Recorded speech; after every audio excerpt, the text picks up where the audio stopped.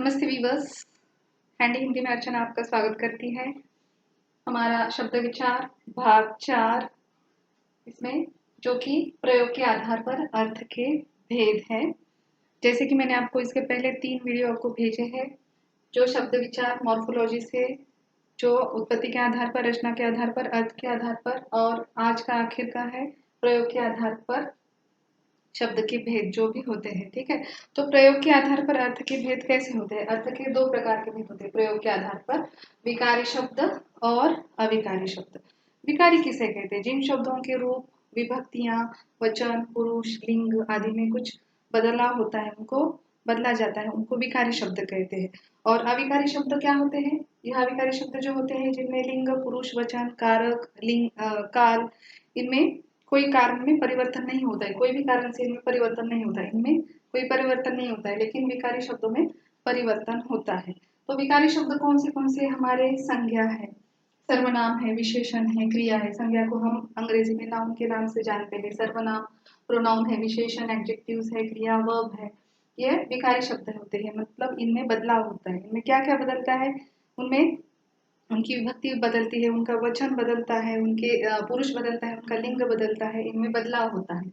यह अविकारी शब्द होते हैं क्रिया विशेषण, एडवर्ब है, संबंध बोधक, उसको संबंध वाचक और संबंध बोधक के नाम से हम जानते हैं, उसको पोस्टपोजिशन के नाम से हम अंग्रेजी में जानते हैं।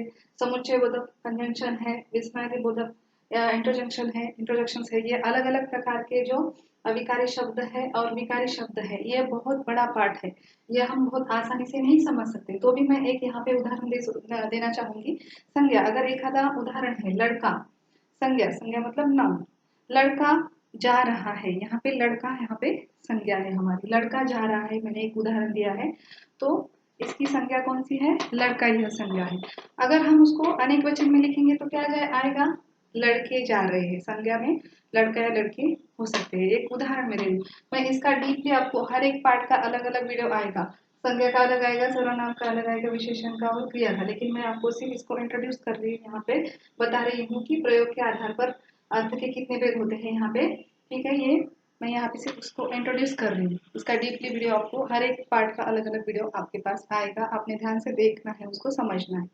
ठीक है, संज्ञा है हमारा, लड़का जा रहा है, यहाँ पे लड़का संज्ञा है और उसको हम अनेक वचन में लड़के जा रहे हैं। वही वाक्य है अगर मैं पढ़ रहा हूँ, मैं, उसमें सर्वनाम आता है, संज्ञा की जगह पर प्रयुक्त होने वाले शब्द सर्वनाम कहलाते हैं। मैं उसकी परिभाषाओं के साथ आपको अलग अलग प्रकार से उसको बहुत आसान तरीके से सिखाऊंगी, उसको ध्यान से देखना है। ठीक है, यहाँ पे सर्वनाम है, सर्वनाम कौन सा है हमारा? मैं पढ़ रहा हूँ, मैं, वहां पे सर्वनाम आया है। तो या फिर मेरी पढ़ाई हो चुकी है, मेरा, मेरी, सर्व संज्ञा की जगह पर आने वाले शब्द सर्वनाम कहलाते हैं। ठीक है, अभी तीसरा विशेषण है, यह अच्छा चित्र बना है, यहाँ पे विशेषता बता रहा है, चित्र की विशेषता अच्छा ही बताई जा रही है, विशेषण है। संज्ञा और सर्वनाम की विशेषता बताने वाले शब्द विशेषण कहलाते हैं। ठीक है, यह मैं आपको डीपली सिखाऊंगी। अगर यह वाक्य है, यह चित्र अच्छा है, या फिर ये चित्र अच्छे है, यह भी आ सकता है। और क्रिया मतलब काम वाले शब्द, वर्ब है ना, वह पुस्तक पढ़ता है, कोई काम वाला शब्द मतलब क्रिया कर रहा है, वहां पे पढ़ने की क्रिया हो रही है। एक वाक्य है, वह पुस्तक पढ़ता है, वहां पे पढ़ने की क्रिया हो रही है। ठीक है, या फिर उसने पुस्तक पढ़ी, वो कौन से भी काल में आ सकता है, कौन से काल में? भूतकाल में आ सकता है या फिर वर्तमान काल में आता है। ठीक है, यह हमारे एक छोटे से उदाहरण है, इसके एक एक उदाहरण मैंने सिर्फ ओरली बताया है, इसको बहुत डीपली सिखाना पड़ेगा क्योंकि उनके संज्ञा संज्ञा के भेद है, हर एक के अलग अलग भेद है और इनको सीखना बहुत आसान तरीका है। ठीक है, हमने सिर्फ अभी प्रयोग के आधार पर अर्थ के भेद सीखे हैं। क्रिया विशेषण, इनमें कुछ बदलाव नहीं आता है, यह भी मैं आपको धीरे धीरे सिखाऊंगी। पहले ये 4 होने के बाद हम ये बाकी के क्रिया विशेषण, संबंधवाचक, समुच्चय बोधक और विस्मय बोधक अव्यय हम सीखेंगे। ठीक है, तो आज हमारा ये शब्द विचारी है भाग 4 यहाँ पे खत्म हो जाता है। पूरा पाठ हमने यहाँ पे सीखा है, 4 भागों में हमने उसको सीखा है। तो मैं आप इसके ऊपर आपको कुछ सवाल पूछने वाली हूँ, हर एक सवाल का आपने जवाब देना है, अपने आपके नोटबुक में कॉपी करवा के लेना है। सबसे पहला सवाल है, शब्द विचार की परिभाषा लिखिए, या तो फिर शब्द किसे कहते हैं, यह पहला सवाल है। उसके बाद पर शब्दों के मुख्यतः कितने भेद है, यह मैंने आपको लिख कर दे दिए थे, आपने देखने हैं और ध्यान से उसका जवाब भी लिखना है। उत्पत्ति के आधार पर शब्द के कितने भेद हैं, यह आपने जवाब लिखना है। तत्सम शब्दों, 5 तत्सम शब्द है। अगर मैंने यहाँ पे दे दिया है घोटक, ग्राम, अग्नि, संध्या और शत, यह तत्सम शब्द है, उनके तद्भव शब्द लिखिए। कौन से शब्द है? घोटक, ग्राम, अग्नि, संध्या और शत, यह शब्द है, उनके तद्भव शब्द आपने लिखने हैं। ठीक है। उसके बाद दूसरा सवाल है हमारा, रचना के आधार पर शब्द के कितने भेद है? रचना के आधार पर शब्दों के भेद लिखने हैं। और रूढ़ शब्द में और योग रूढ़ शब्द में क्या अंतर है? दूसरा सवाल है इसी में, योग रूढ़ शब्द और रूढ़ शब्द में क्या अंतर है?